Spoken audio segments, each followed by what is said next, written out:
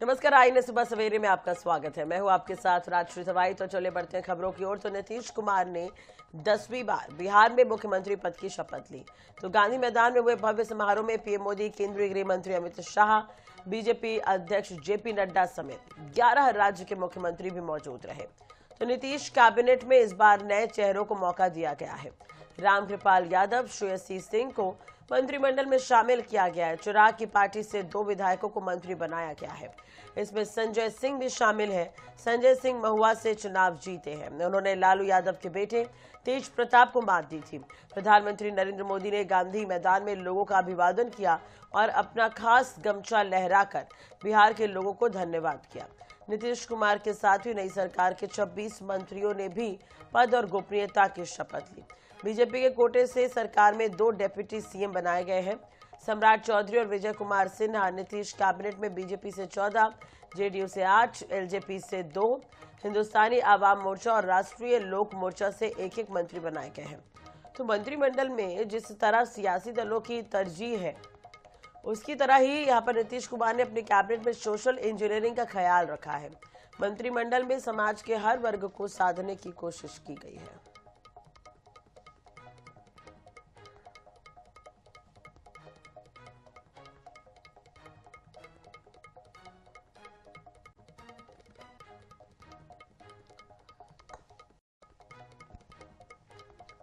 तो ये 8 तस्वीरें हम आपको दिखा रहे हैं। तो नीतीश के ये स्पेशल 26 और शपथ ग्रहण हुआ। बड़ी संख्या में यहाँ पर अलग अलग राज्यों के मुख्यमंत्री भी पहुंचे हुए थे और ये उससे जुड़ी हुई 8 तस्वीरें आपकी टीवी स्क्रीन पर है।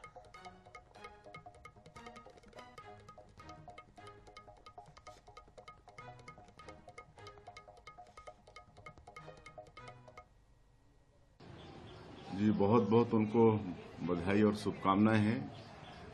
मुख्यमंत्री का दायित्व आज वो फिर से संभालेंगे और बिहार की जनता को भी बहुत बहुत बधाई शुभकामनाएं। फिर से बिहार में विकास की गंगा बहेगी और सुशासन वहां पर स्थापित होगा।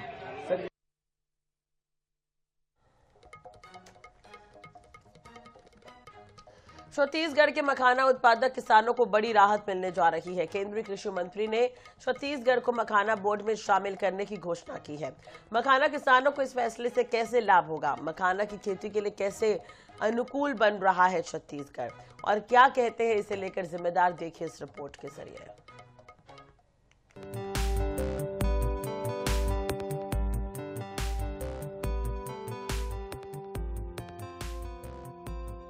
मखाना उत्पादन से किसानों को लाभ।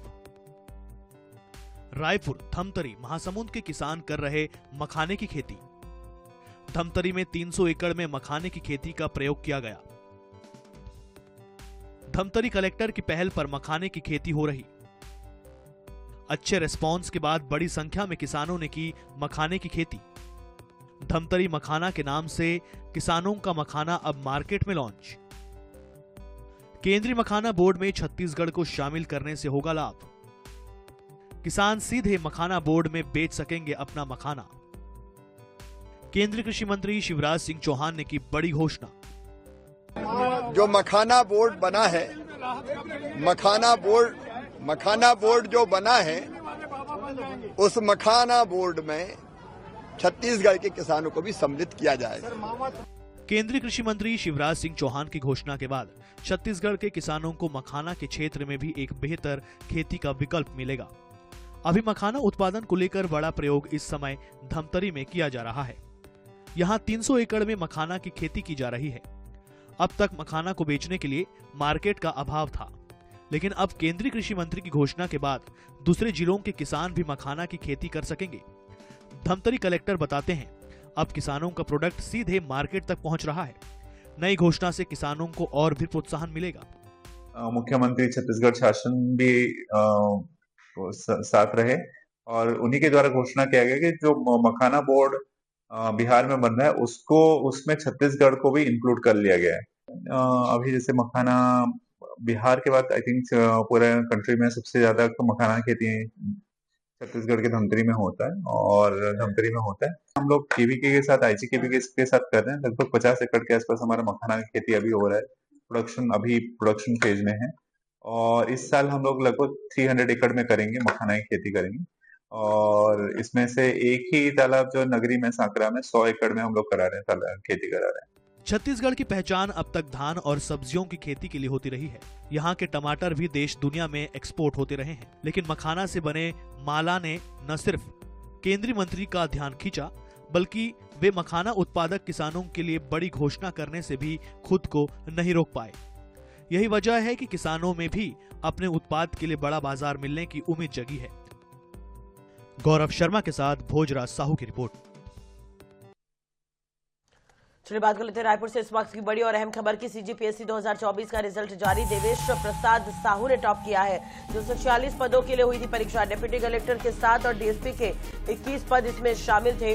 तो 10 नवंबर से शुरू हुए थे इंटरव्यू। तो ये बड़ी और अहम खबर हम आपको बता रहे हैं। रिजल्ट जारी हो गए हैं और 246 पदों के लिए परीक्षा हुई थी।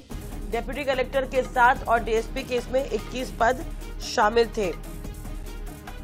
तो ये बड़ी और अहम खबर हम आपको बता रहे हैं। CGPSC की तरफ से ये रिजल्ट जो है वो जारी कर दिया गया है।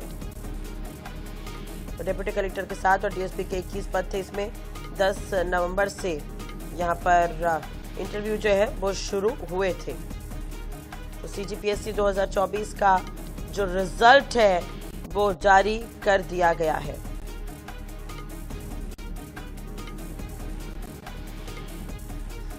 ये बड़ी और अहम खबर हम आपको बता रहे हैं इस वक्त की। आपको बता दें कि देवेश प्रसाद साहू ने टॉप किया है। स्वप्निल वर्मा का नाम भी है इसमें। यशवंत कुमार देवांगन का नाम है और पुलेश्वर साहू, पारस शर्मा, सताक्षी पांडे, अंकुश बैनर्जी, शिरीष गुप्ता, प्रशांत वर्मा, सागर वर्मा, विवेक कुमार, संजय कुमार, गौरव साहू, पंकज कुमार यादव, मोनिका साहू। तो ये 15 नाम है जो हम आपको बता रहे हैं। मोहम्मद हसन हमारे साथ जुड़ गए ज्यादा जानकारी के लिए। CGPSC का रिजल्ट जो है वो जारी हो गया है। हसन, पूरी जानकारी।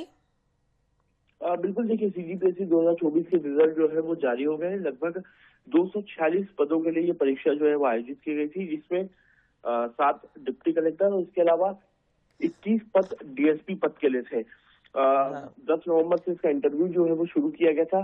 अलग अलग जिन लोगों का चयन जो है वो रिटर्न परीक्षा में हुआ था, ये सभी लोग जो हैं इंटरव्यू में शामिल हुए थे और उन्होंने इंटरव्यू देने के बाद अब जो इसका रिजल्ट है वो जारी कर दिया गया। इसमें राजधानी रायपुर के साथ साथ प्रदेश के अलग अलग हिस्सों से कई लोगों का जो चयन है वो हुआ है। ठीक है, चलिए बहुत बहुत शुक्रिया तमाम जानकारी और बातचीत के लिए आपका।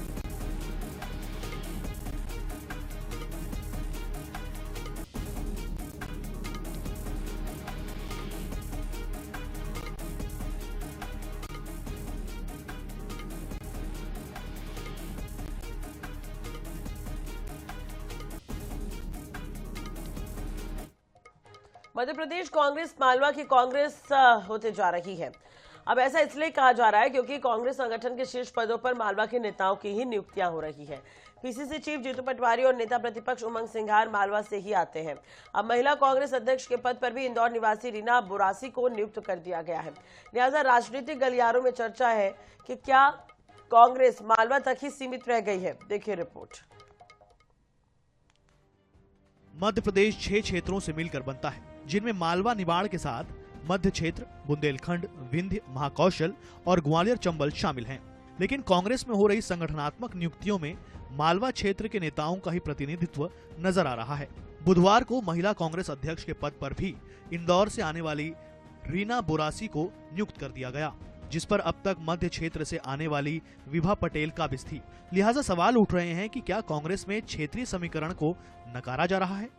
नियुक्तियां केवल और केवल मालवा के इलाके में होना, विंध्य, ग्वालियर, चंबल और बुंदेलखंड जैसे इलाकों में कहीं किसी तरह की कोई नियुक्ति न होना, ये प्रमाणित करता है कि कांग्रेस पार्टी ना तो क्षेत्रीय समीकरणों का ध्यान रखती है, ना सामाजिक समीकरणों का ध्यान रखती है।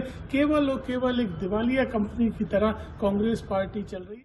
कांग्रेस का जिस क्षेत्र पर फोकस है वहां 12 जिले हैं। मालवा के साथ निमाड़ को भी मिला लिया जाए तो कुल 66 विधानसभा सीटें हैं। पिछले विधानसभा चुनाव में कांग्रेस को इस क्षेत्र में महज 17 सीटों पर ही जीत मिल सकी थी।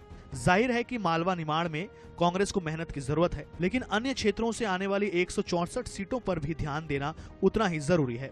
हालांकि कांग्रेस अब भी कह रही है कि उसका फोकस पूरे मध्य प्रदेश पर है।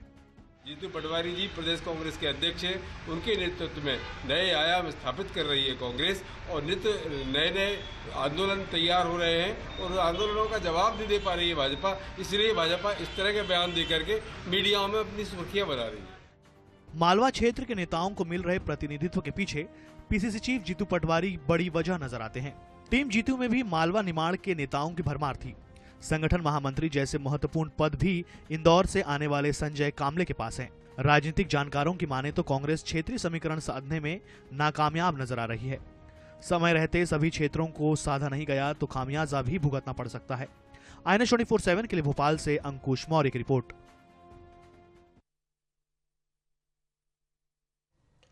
तो छत्तीसगढ़ एटीएस ने बड़ी कार्रवाई को अंजाम दिया है। एटीएस ने आईएसआईएस से संपर्क साधने वाले 4 संदेहियों को पकड़ा है।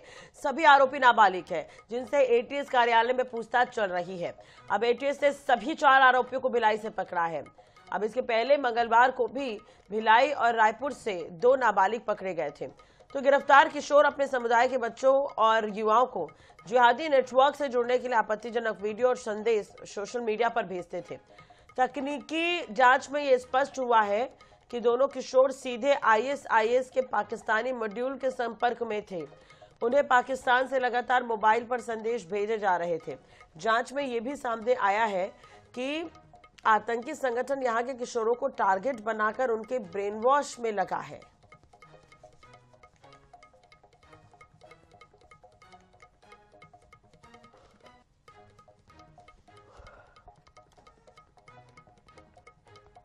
इधर नक्सली कमांडर माडवी हिरमा का शव बुधवार को उसके गृहग्राम पुवर्ती लाया गया। इस दौरान गांव में मातम का माहौल देखने को मिला। अब हिरमा मंगलवार को आंध्र प्रदेश के अल्लूरी सीताराम जिले में हुई मुठभेड़ में अपनी पत्नी राजेश समेत 6 नक्सलियों के साथ मारा गया था।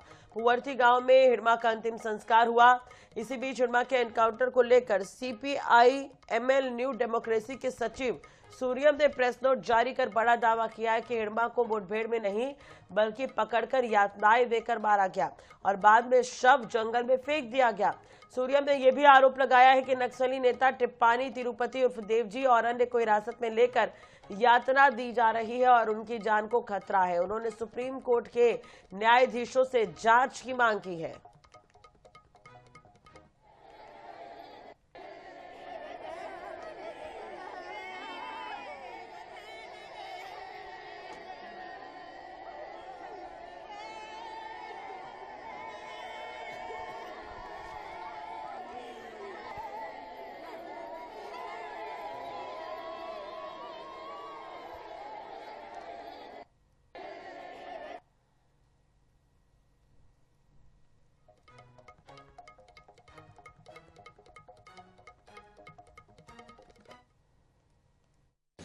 बड़ी ही मार्मिक अपील है बुजुर्ग माताओं की।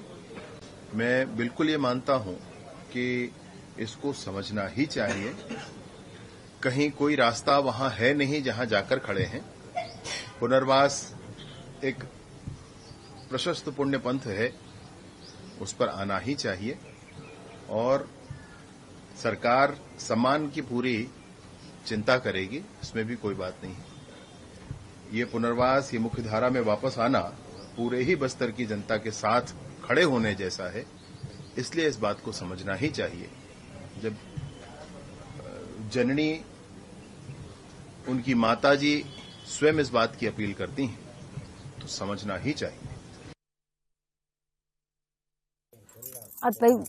Igeloni kama pila iso mana dol torpe kesu tanan ma injo kesu wang kibie ma joka mir torpe lone kama kistinda kalinjo pila tiren kesu tanangel juware ka normane ilaren jo pai aktor gat bali kon ki tomama lon wa smen sala andari bata sige lone mande ki kama kistinda wat lon wat ko pte imbo dewa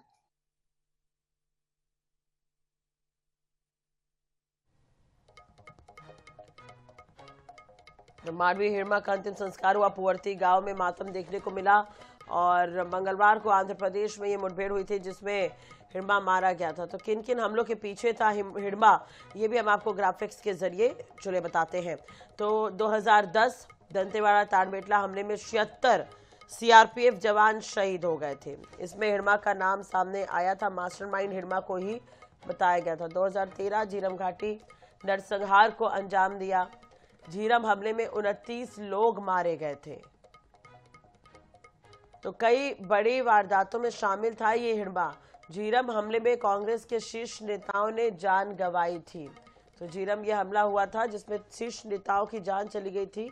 2021 Sukma Bijapur में टेकलगुड़म में अपघात लगाकर यह हमला हुआ था। तो टेकलगुड़म में कोबरा और सीआरपीएफ के 22 जवान जो है वो शहीद हुए थे। हर बड़े नक्सल ऑपरेशन को खुद लीड करता था हिड़मा। मास्टरमाइंड रहा है, हर बड़े नक्सल ऑपरेशन को खुद ही लीड करता था। कम से कम 26 सशस्त्र हमलों का ये जिम्मेदार था। तो वही बात करें, राहत शिविर में 31 लोगों को जिंदा जला दिया था माडवी हिड़मा ने। तो इसमें भी हिड़मा का ही हाथ था। 35 साल की में 300 से ज्यादा लोगों की हत्या का मामला है इस पर। इधर बालाघाट से बड़ी खबर है, नक्सली मुठभेड़ में शहीद इंस्पेक्टर आशीष शर्मा को राजकीय सम्मान के साथ अंतिम विदाई दी गई। बालाघाट में उनकी श्रद्धांजलि यात्रा निकाली गई। गुरुवार दोपहर में उनका पार्थिव शरीर उनके घर नरसिंहपुर जिले के बोहानी गांव लाया गया, जहां मुख्यमंत्री मोहन यादव समेत कई नेता पहुंचे। तो शहीद की अर्थी को सीएम डॉक्टर मोहन यादव और कैबिनेट मंत्री प्रहलाद पटेल ने कंधा दिया। ये रिपोर्ट आपको दिखाते हैं। शहीद इंस्पेक्टर को अंतिम विदाई देने उमड़े हजारों लोग।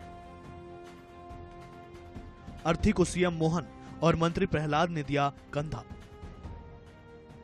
अंतिम विदाई में 2 कैबिनेट मंत्री हुए शामिल।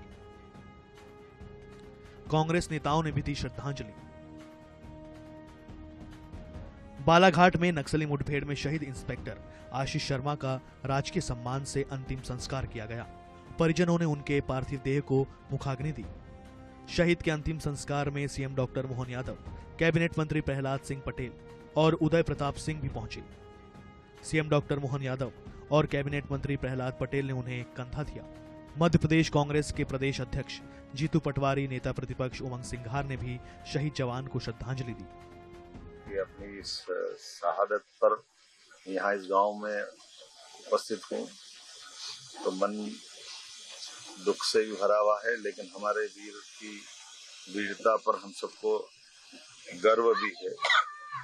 आज के इस प्रसंग पर हम सब बाबा महाकाल से कामना करते हैं कि ऐसे वीर सदैव युगों युगों तक याद करते जाएं। मैं हमारे आशीष शर्मा जी के परिवार के जो छोटे भाई हैं, सब नियमों को शिथिल करते हुए सब इंस्पेक्टर की नियुक्ति देने वाले हैं।